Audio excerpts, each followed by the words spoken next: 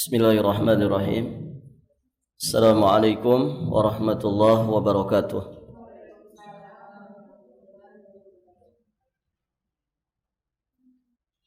Alhamdulillahilladzi arsala rasulahu bil huda wa dinil haqq liyudhhirahu 'ala ad-dini kullih wa kafa billahi shahida. Asyhadu an la ilaha illallah wahdahu rabbi la syarikalah wa asyhadu anna Muhammadan abduhu wa rasuluh. Amma ba'd. Allahumma inna nas'aluka ilman nafi'an wa rizqan thayyiban wa amalan mutaqabbala. Para ummahat wa akhwat fillah rahimani wa rahimakumullah. Alhamdulillah, pada kesempatan ini insyaallah kita akan melanjutkan tafsir surat Al-Muddathir. Kita sekarang akan membahas ayat ke-32 dan seterusnya. Sampai ayat ke berapa ini?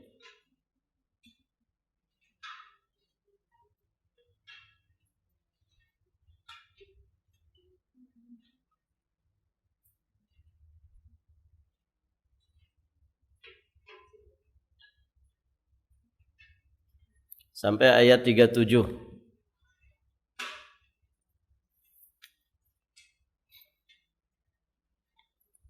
Allah Subhanahu wa taala berfirman, ba'da a'udzu billahi as-sami'il 'alim minasy syaithanir rajim, kalla wal qamar wal laili idz adbar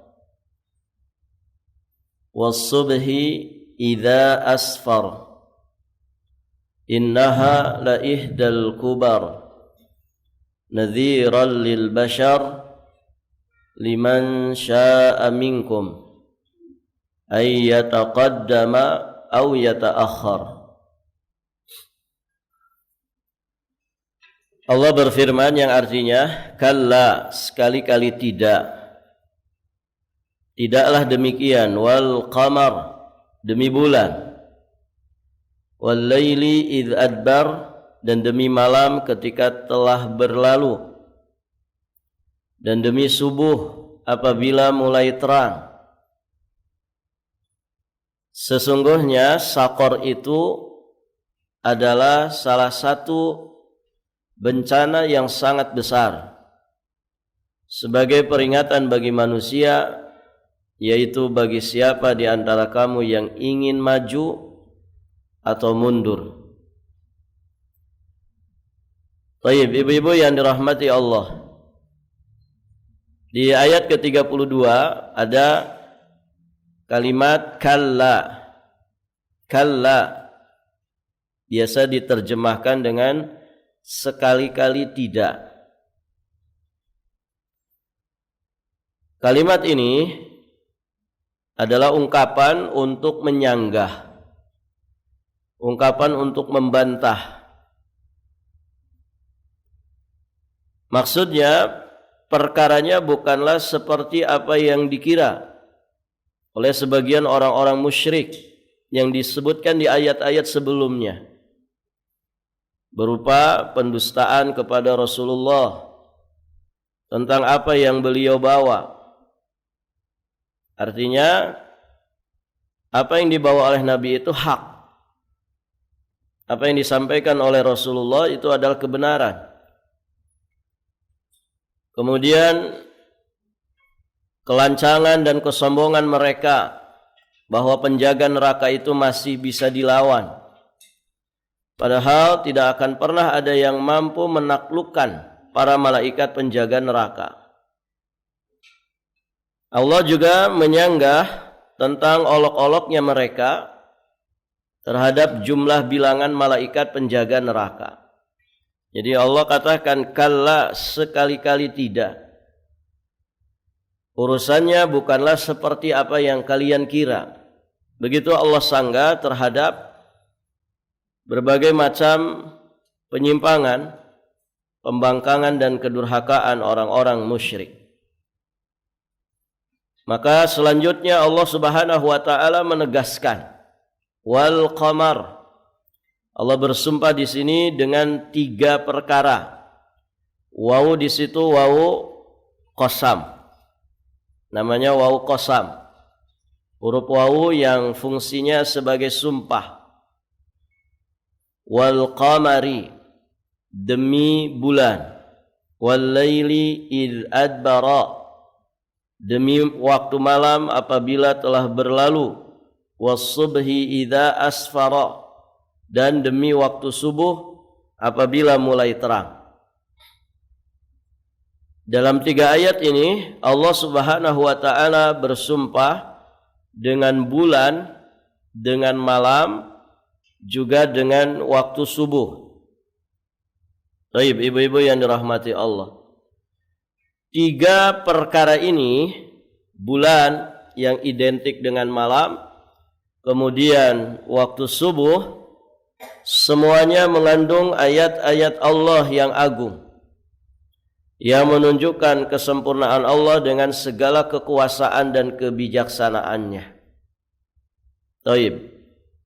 Kita sudah pernah membahas beberapa pembahasan tentang qasam jika Allah bersumpah di dalam Al-Quran.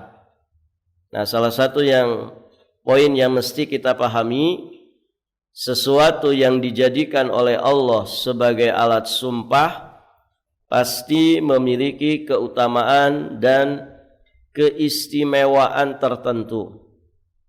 Dan Allah berhak untuk bersumpah dengan apapun yang diinginkannya. Beda dengan manusia. Man kana halifan falyahlif billah. Siapa yang bersumpah maka hendaknya dia bersumpah dengan nama Allah. Kalau Allah bersumpah sesuai dengan kehendaknya. Karena Allah tidak ditanya tentang perbuatannya, manusialah yang akan dimintai pertanggungjawaban atas perbuatannya. Baik. Ketika Allah bersumpah dengan 3 perkara ini, bulan, malam, dan subuh, berarti 3 perkara ini memberikan pasti mengandung keistimewaan dan keutamaan tertentu. Karena tidak mungkin Allah menjadikan sesuatu sebagai alat sumpah kalau kemudian sesuatu ini tidak memiliki keistimewaan, kedudukan atau keutamaan tertentu. Nah, di sini kita sampaikan, ibu-ibu yang dirahmati Allah, Allah di sini bersumpah dengan bulan, wal qamari, dan demi bulan. Bulan itu, ibu-ibu yang dirahmati Allah, memiliki keistimewaan dan manfaat. Di antaranya apa? Jelas sekali, bulan itu sebagai penentu waktu ibadah. Karena penanggalan dalam Islam mengikuti peredaran bulan. Sehingga bulan-bulan dalam kalender Islam atau kalender Hijriyah disebut dengan bulan-bulan Qamariyah.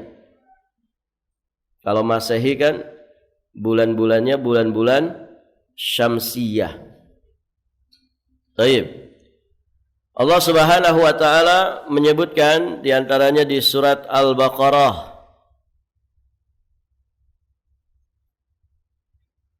ayat berapa, Bu? 189.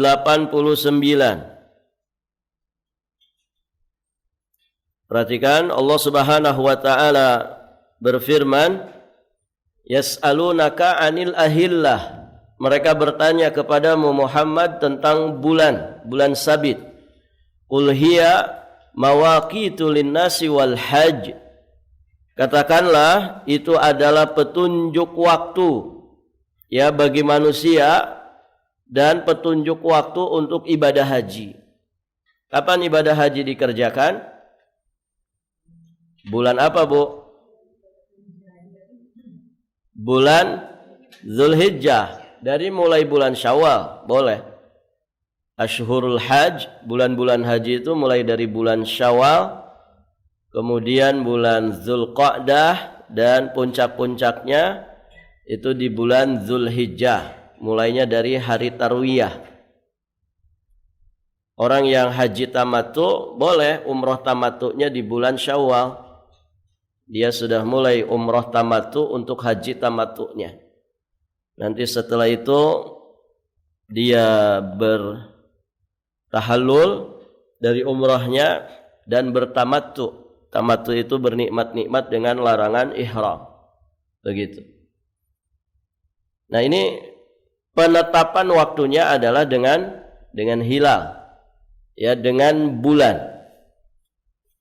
Kemudian di ayat yang lain juga sama, di surat Al-An'am, di surat Al-An'am ayat 96.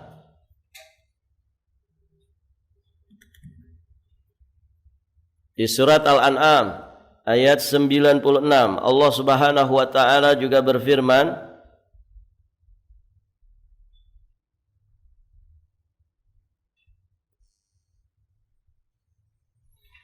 Falikul isbah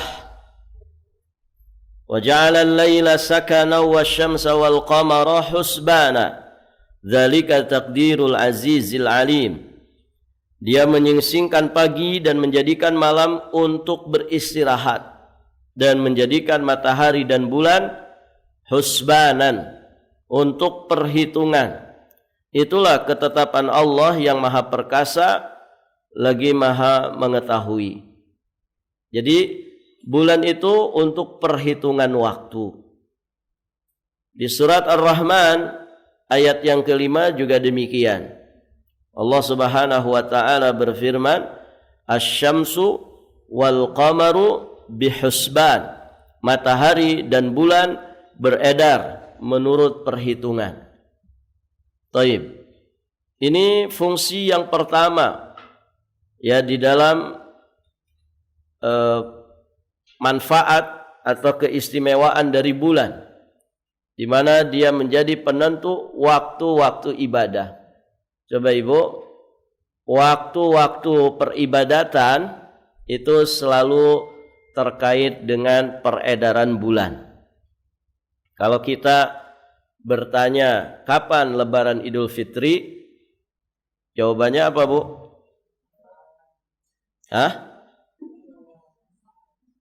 Jawabannya 17 Agustus kah? 14 September? Atau kita bilang 1 Syawal? Yang mana ini? 1 Syawal. Kita mesti bilang namanya Lebaran Idul Fitri, ya, dari zaman Nabi sampai kiamat nanti, ya, tanggal 1 Syawal. Kalau Masehinya bisa rubah-rubah, ya kan? Nah, nanti Lebaran nanti bulan apa, Bu?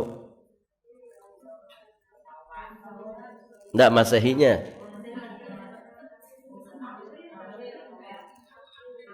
Maret insya Allah sudah Ramadan, ya. Ya, sekitar awal-awal April lah. Berarti sebentar lagi Lebaran, ya.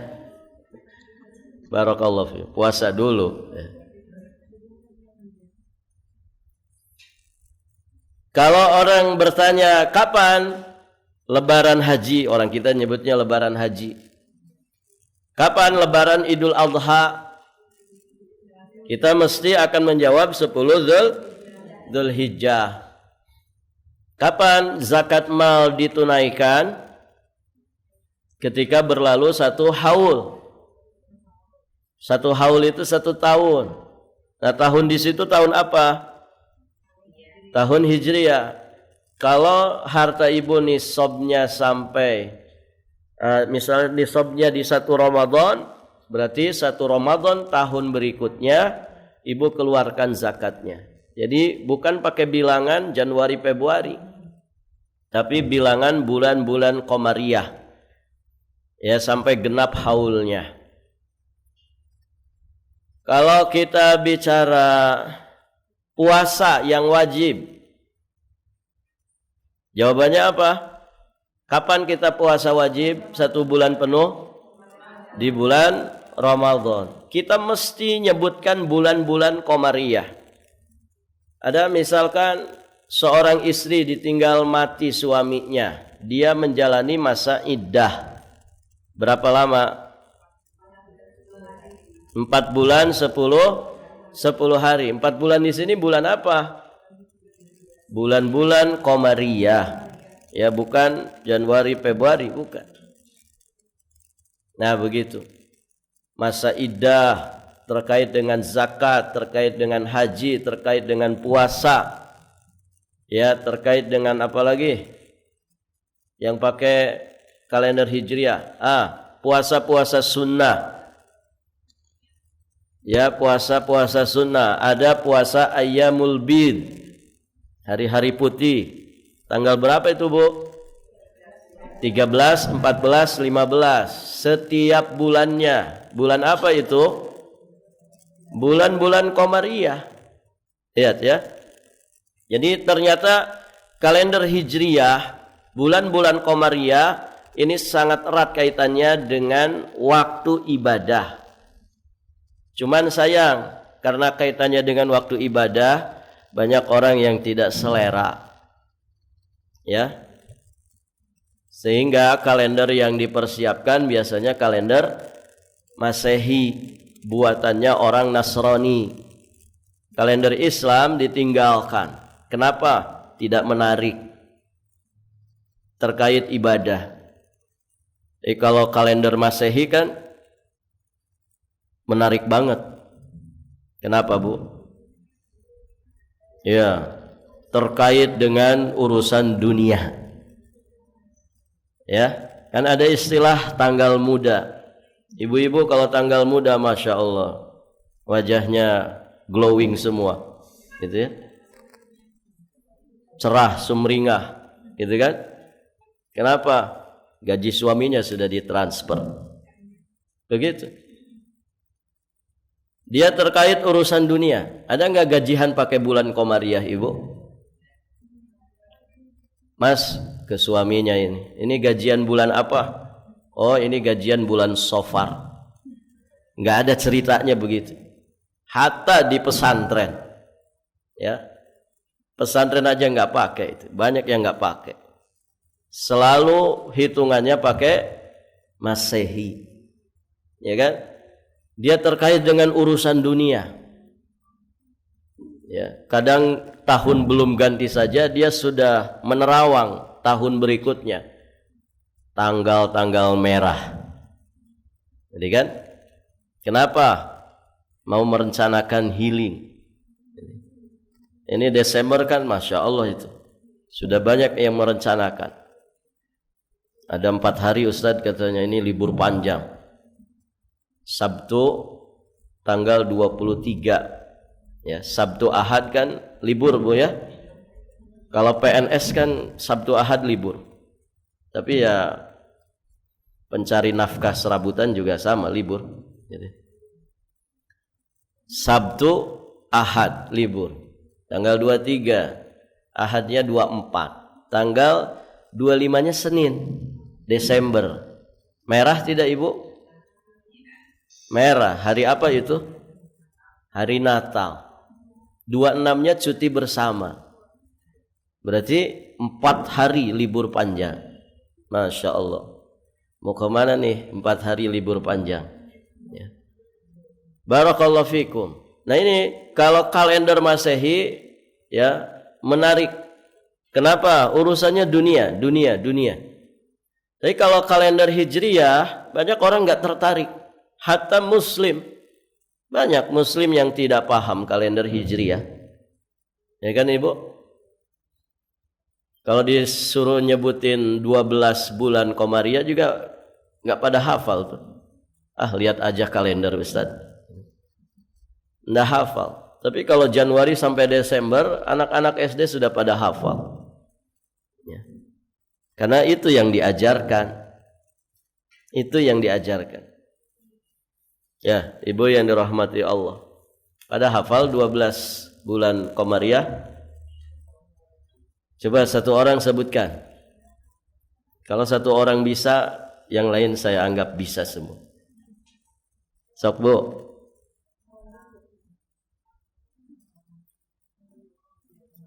Siapa ininya? Ketua majelis taklimnya. Ayo Bu, wakilkan Bu. 12 bulan Komariah. Coba sebutkan.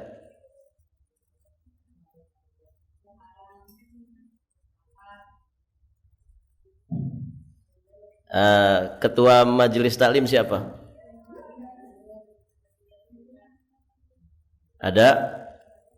So, silakan Bu.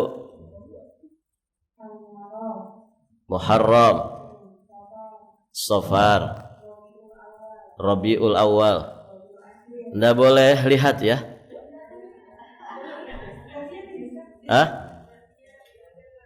Hafalan kan? Alhamdulillah. Coba ulangi Bu. Muharram, Safar, Rabiul Awal, Rabiul Akhir, Jumadal Ula, Jumadal Akhirah, Rajab, Sya'ban, Ramadan, Syawal, Zulqa'dah, Zulhijjah. Alhamdulillah. Kalau ketua majelis taklimnya hafal, insyaallah yang lain hafal. Baik. Nah itu Ibu ya. Jadi Masya Allah adanya bulan, peredaran bulan pada porosnya ini menjadi penentu waktu ibadah. Kemudian secara ilmu pengetahuan, kita dulu SD belajar namanya IPA, ilmu pengetahuan alam. Sekarang apa namanya? Kayaknya sedang nggak ada ya pelajaran IPA, cuman dirubah istilahnya. Sains ya, apa sains? Kalau dulu kan ilmu pengetahuan alam, IPA. Nah, itu akan dijelaskan. Ternyata bulan itu punya manfaat. Di antaranya apa? Menstabilkan iklim di bumi. Dia mempengaruhi juga pasang surut air laut. Orang yang tinggal di atas laut biasanya paham tuh. Nah, ini kan tanggal berapa sekarang nih Bu? Sekarang Jumadal Ula ya. Tanggal berapa? 11 apa 12? Ya sekitar itu ya. Nah kalau bulan purnama itu tanggal 13, 14, 15. Kalau bulan purnama biasanya air laut pasang. Air laut pasang. Nah, jadi bulan itu mempengaruhi pasang surut air laut. Semua tentu dengan izin dan kudrat dari Allah Subhanahu wa taala. Bisa saja tidak lazim begitu ya. Bisa saja selain bulan purnama juga air laut pasang. Bisa. Tapi lazimnya begitu. Jadi bulan itu juga mempengaruhi pasang surut air laut. Bagi para nelayan tuh dipahami betul yang begini. Kemudian bulan juga zinatus sama. Dia perhiasan dan penerangan di malam hari. Lihat kalau muncul bulan purnama ya, pandangan manusia pasti fokusnya ke siapa? Ke bulan purnama kan begitu. Bintang gemintangnya akan diabaikan ketika muncul bulan purnama. Masya Allah, dia menjadi perhiasan langit. Langit itu akan nampak sangat indah ketika muncul bulan purnamanya. Makanya kan kadang laki-laki ngegombal ke istrinya, wajahmu ibaratkan purnama, gitu ya. Begitu. Taib, ibu-ibu yang dirahmati Allah, dia perhiasan langit. Kemudian pas bulan purnama juga punya fungsi menjadi penerangan di malam hari. Makanya malam-malamnya disebut bid. Ya, malam-malam putih. Ya, kenapa? Karena terang. Taib, ibu yang dirahmati Allah. Kemudian juga bulan itu memperlambat rotasi bumi. Sehingga menghasilkan keseimbangan ya di bumi ini. Kemudian juga menjaga bumi tetap pada porosnya dan faidah-faidah atau manfaat yang lainnya dari bulan. Semua itu dengan kuasa, dengan izin dari Allah Subhanahu wa taala. Taib, ibu-ibu yang dirahmati Allah. Ada yang pernah ke bulan? Pernah neropong bulan, Ibu? Nah, alhamdulillah saya pernah lihat di teropong gitu ya. Kelihatannya indah ya bulan itu, tapi kalau di teropong dekat ya ternyata banyak juga lubang-lubangnya gitu ya. Jadi kalau suami bilang wajahmu ibaratkan rembulan, itu maksudnya banyak jerawatnya gitu. Taib, ibu-ibu yang dirahmati Allah. Berikutnya, sumpah kedua yang disampaikan Allah Subhanahu wa taala adalah bersumpah dengan waktu malam. Tadi sudah kita sampaikan, sesuatu yang dijadikan oleh Allah sebagai alat sumpah pasti memiliki keutamaan dan keistimewaan tertentu. Nah, termasuk waktu malam ini. Masya Allah, banyak sekali keistimewaan di waktu malam. Pertama, waktu untuk menunaikan kewajiban. Ada beberapa kewajiban di waktu malam hari.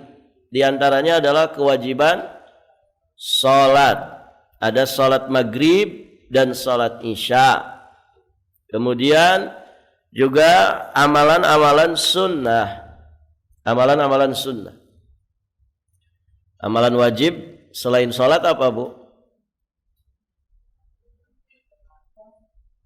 Yang di waktu malam. Apa, Bu? Amalan wajib di waktu malam selain sholat maghrib dan isya. Tahajud wajib enggak? Tahajud sunnah. Yang wajib. Ibu melayani suami wajib tidak? Biasanya kapan? Enggak kenal waktu, Ustadz. Gimana moodnya suami? Tapi biasanya malam. Itu kewajiban bukan? Kewajiban. Suami memberikan nafkah batin, istri memberikan pelayanan kepada suaminya. Itu juga sering kejadiannya di waktu malam. Apalagi malam pas turun hujan itu. Ya. Penyakit mahnya suami kambuh. Mama gitu. Nah, itu Ibu, itu kewajiban di waktu malam. Kalau amal-amal sunnahnya, amal-amal sunnah apa? Tahajud, witir, ya. Apalagi? Ya, amal-amal yang menjadi adab sebelum tidur, adab ketika bangun tidur. Nah, itu kan dikerjakannya malam hari. Taib. Kemudian istimewanya malam dalam 1 tahun, ya, dalam 1 tahun sekitar 300 sekian malam terdapat 1 malam istimewa disebut dengan Lailatul Qadar. 1 malam ini Ibu tidak boleh kita absen. Maksudnya tidak boleh kita menyia-nyiakannya tanpa ibadah. Ya, orang yang hidup sepanjang tahun pasti dia akan melewati malam ini. Cuman yang dimaksud adalah dia mengisinya dengan apa? Gitu ya. Nah, yang dimaksud orang mendapatkan Lailatul Qadar adalah ketika dia memaksimalkan malam yang diduga kuat itu adalah Lailatul Qadar. Khairun min alfi syahr. Lebih baik daripada 1000 bulan. Lebih baik daripada 1000 bulan. Masya Allah, 83 tahun sekian bulan. Usia kita mungkin tidak sampai, Ibu. Namun pahalanya bisa sampai, bahkan lebih dari itu. Ibu yang sekarang usia 40, kemudian akil baliknya usia 15 tahun, berarti sudah sekitar 25 kali mendapatkan Lailatul Qadar, melewati Lailatul Qadar. Kalau ibu maksimalkan dengan ibadah-ibadah, berarti kali saja 83 tahun 4 bulan kali 25. Berapa itu, Bu? Pokoknya banyak sekali itu. Pahala kita melesat bisa mengalahkan umat-umat terdahulu yang usianya panjang-panjang. Nah, ini istimewanya umat Rasulullah. Dikasih Lailatul Qadar saja sudah luar biasa. Ya kan, Ibu? Apalagi Ibu yang sudah kepala 6 sekarang. Ya, sudah berapa Lailatul Qadar yang terlewati? Begitu. Dan itu adanya di waktu malam. Waktu malam itu mulai kapan? Terbenamnya matahari sampai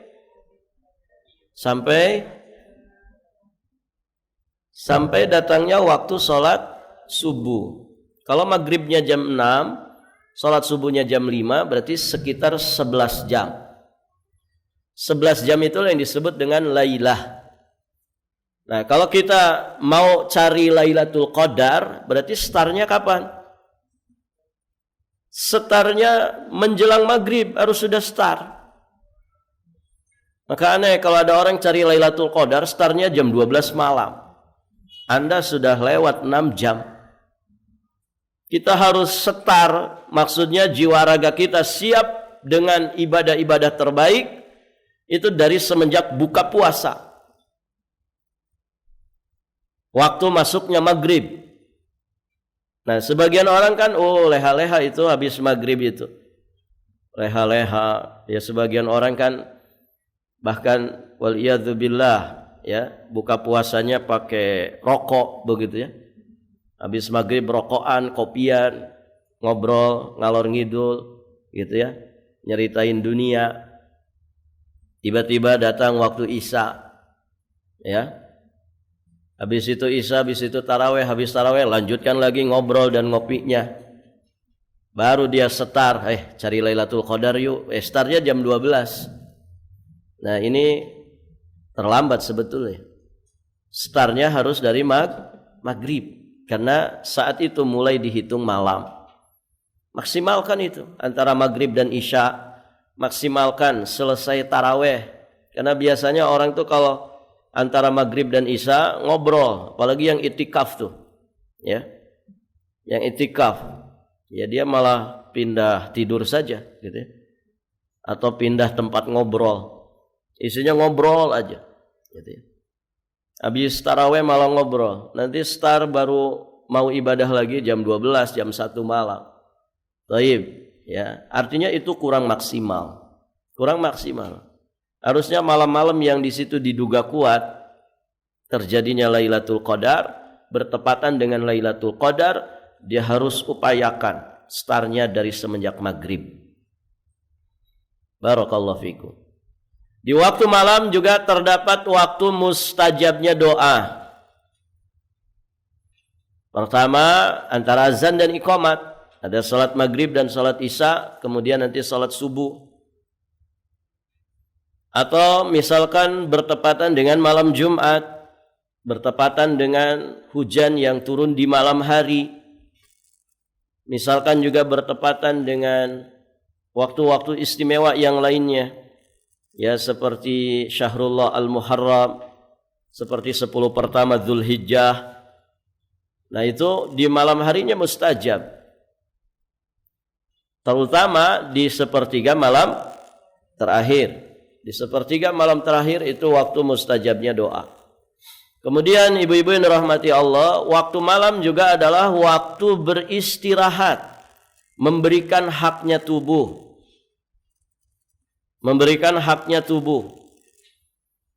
Cuman sayang waktu istirahat malam ini sering disia-siakan. Sekarang budaya begadang di mana-mana. Gitu ya. Orang pada senang begadang. Jam 1, jam 2 baru tidur.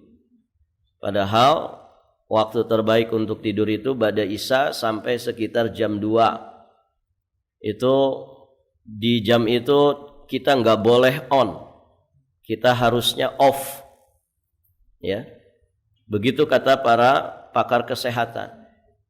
Ya. itu waktu yang terbaik. Makanya Nabi tidur itu pada Isya, bangun di sepertiga malam terakhir. Nah, kalau kita itu sepertiga malam terakhir baru mulai tidur. Gitu ya. Orang-orang sekarang ini. Barakallahu fikum.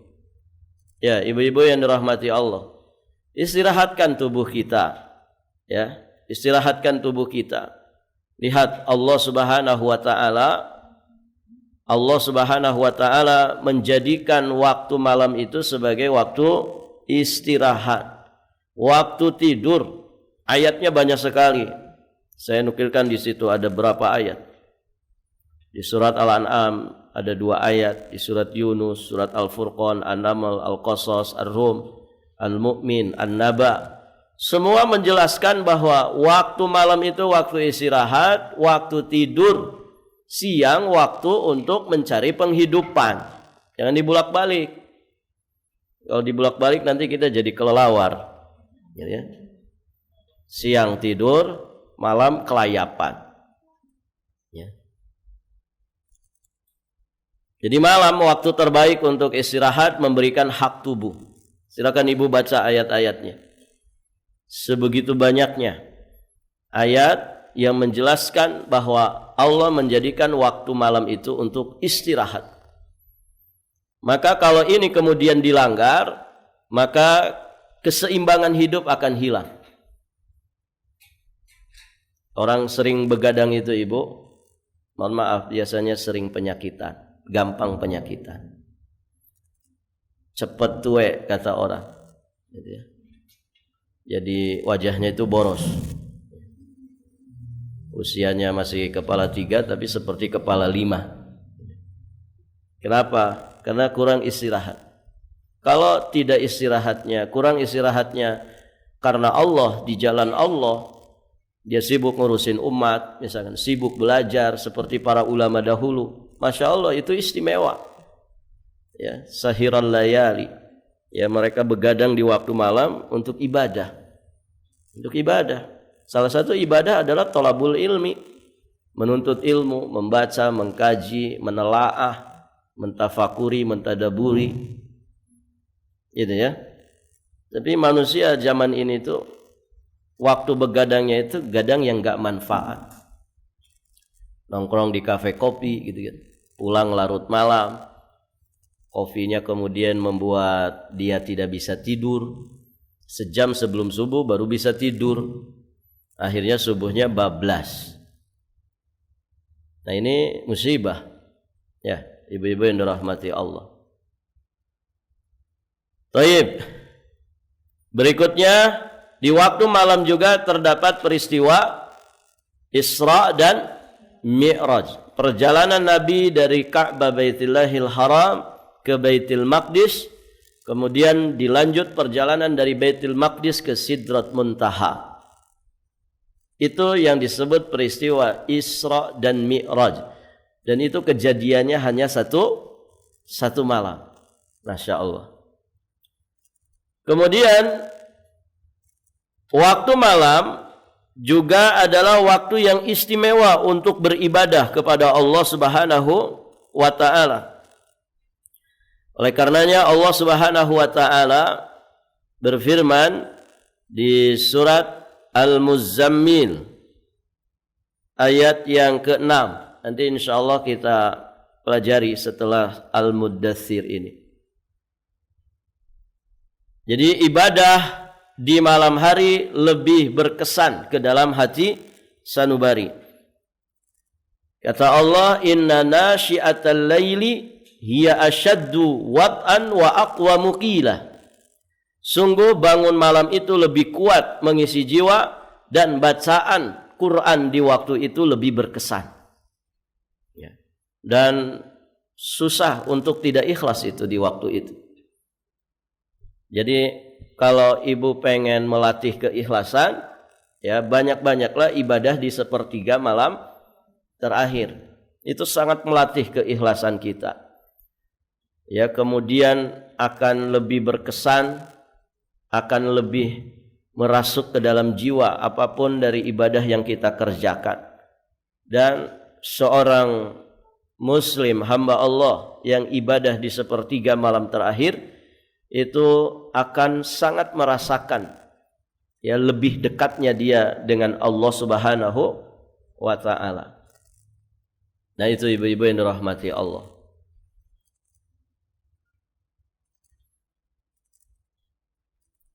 Dan lain-lain ya, banyak sekali keistimewaan waktu malam itu. Berikutnya keistimewaan dan manfaat waktu subuh. Di antaranya waktu subuh juga termasuk waktu untuk menunaikan kewajiban. Ada kewajiban salat subuh. Dan juga untuk menunaikan amalan-amalan sunnah. Ada qabliyah subuh, ada salat syuruk, ada zikir pagi, termasuk yang sangat dianjurkan adalah sedekah di pagi hari. Dan amalan-amalan sunnah lainnya. Nah, ini dikerjakan di waktu subuh. Baik. Kemudian salat subuh adalah salat yang disaksikan oleh para malaikat. Ibu bisa lihat di surat Al-Isra. Surat Al-Isra surat yang ke-17. Ayat ke-78. Allah Subhanahu wa taala berfirman, "Aqimis salata liduluki syamsi ila ghasaqil lail wa qur'anal fajr. Inna qur'anal fajri kana masyhuda." Laksanakanlah salat sejak matahari tergelincir sampai gelapnya malam, dan laksanakan pula salat subuh. Inna qur'anal fajri, sungguh salat subuh itu kana masyhuda, disaksikan oleh para malaikat. Ini istimewanya subuh. Dan salat subuh itu menjadi pembeda, boleh ditambahkan. Salat subuh menjadi pembeda antara mukmin dan munafik. Kemudian waktu subuh juga adalah waktu yang diberkahi. Berdasarkan doa Nabi untuk umatnya, Allahumma barik li ummati fi bukuriha. Ya Allah, berkahilah umatku pada waktu pagi harinya. Kata para ulama, itu dari ba'da subuh sampai tulu' asyams, sampai terbitnya matahari. Usahakan Bu, di waktu itu jangan tidur lagi. Eman-eman kata orang Jawa. Itu waktu dibagi-bagikannya rezeki. Ya. Waktu dibagi-bagikannya rezeki. Rezeki apa Ustaz? Rezeki, mau rezeki dunia ataupun rezeki agama. Ada waktu zikir pagi di situ, ada sholat syuruk, bisa bersedekah di waktu itu, bisa juga mengamalkan amalan-amalan lain, ya. Suami istri memanfaatkannya waktu itu juga bagus. Pokoknya ba'da subuh sampai terbit matahari mesti kita melakukan amal-amal kebaikan yang berpahala. Itu waktu yang berkah. Waktu yang berkah. Baik, ibu yang dirahmati Allah.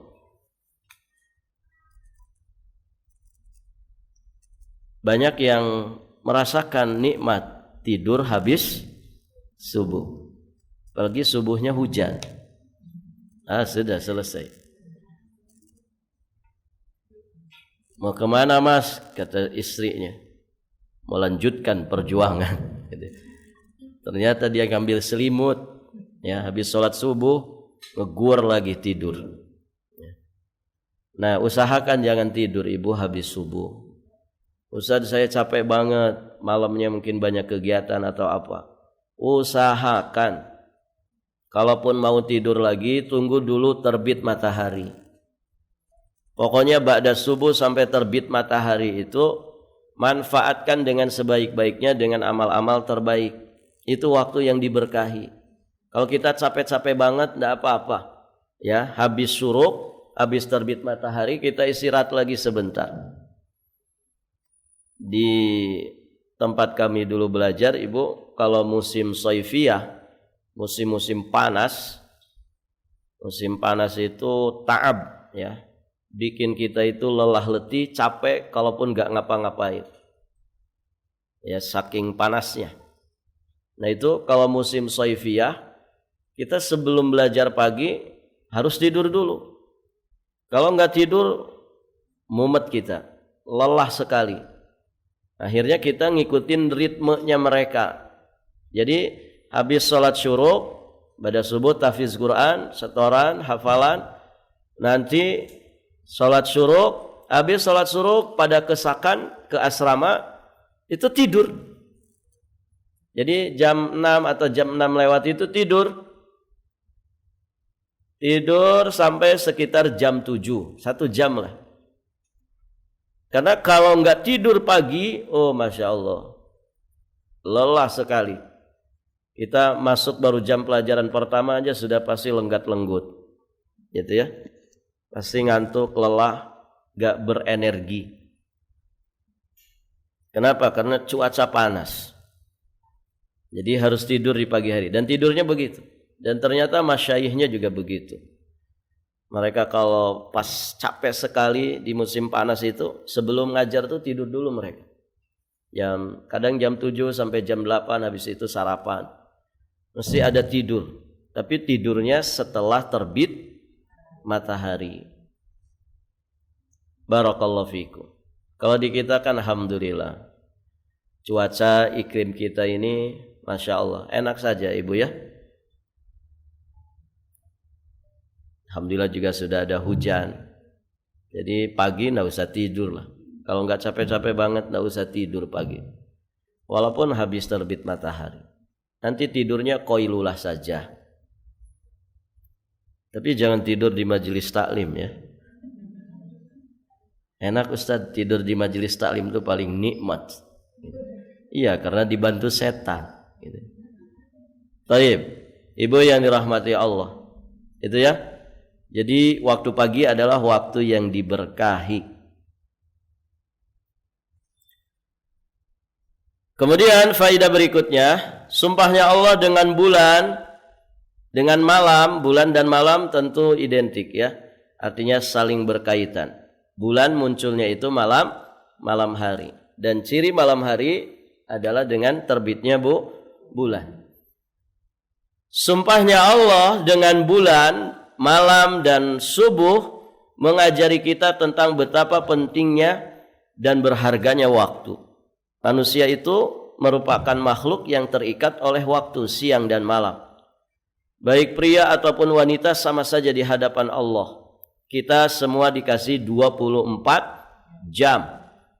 Kita dikasih 24 jam. Orang soleh, orang yang enggak soleh sama waktunya. Satu hari 24 jam. Nabi Muhammad, Abu Bakar As-Siddiq dengan kita sama satu harinya itu siang dan malam. Ya sekitar 24 jam. Sama semuanya. Cuman yang membedakan adalah seberapa mampu kita mengisi siang dan malam itu dengan berbagai amal yang saleh yang akan bermakna bagi kehidupan. Ini. Jadi kualitas seseorang ditentukan seberapa pandai dia mengisi waktu-waktunya. Kualitas seseorang ditentukan oleh seberapa mampu dia mengisi siang dan malamnya dengan beragam amal saleh. Ya, dalam peribahasa kita, siapa yang nanam, dia akan panen. Siapa yang nanam kebaikan, maka dia akan panen kebaikan. Dan siapa yang nanam keburukan, dia akan menuai hasil yang buruk pula. Begitu.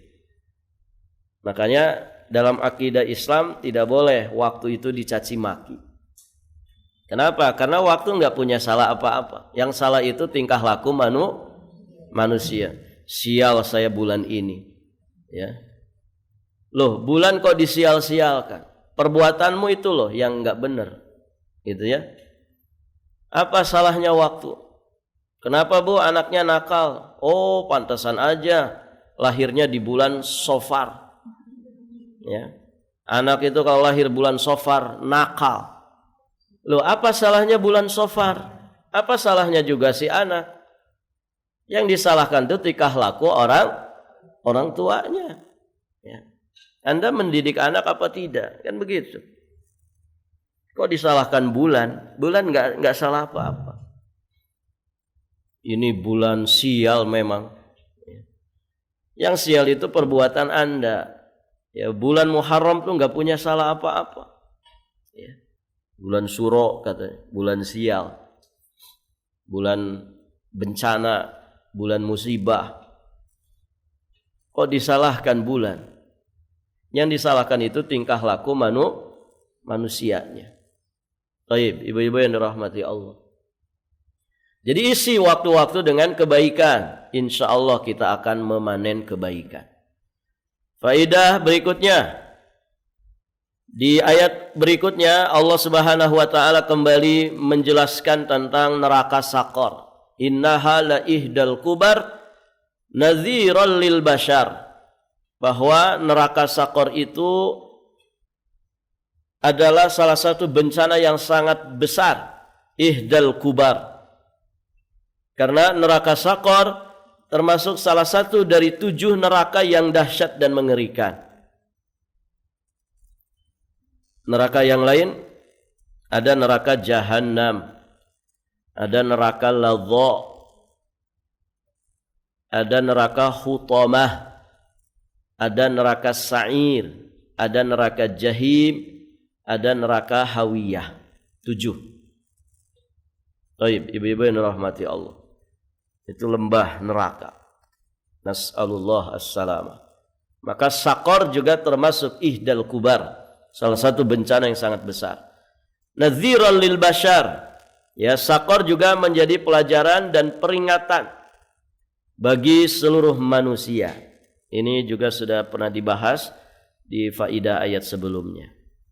Terakhir, ibu-ibu yang dirahmati Allah, liman syaa minkum ayyataqaddama aw yata'akhkhar.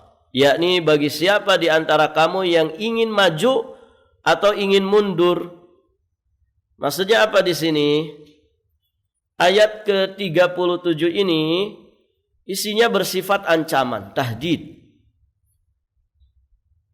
Sekaligus juga merupakan suatu pemberitahuan bahwa siapa yang beriman, taat, tunduk, patuh kepada Nabi Muhammad SAW, taat kepada wahyu yang dibawanya, pasti akan dibalasi dengan pahala yang tiada putusnya.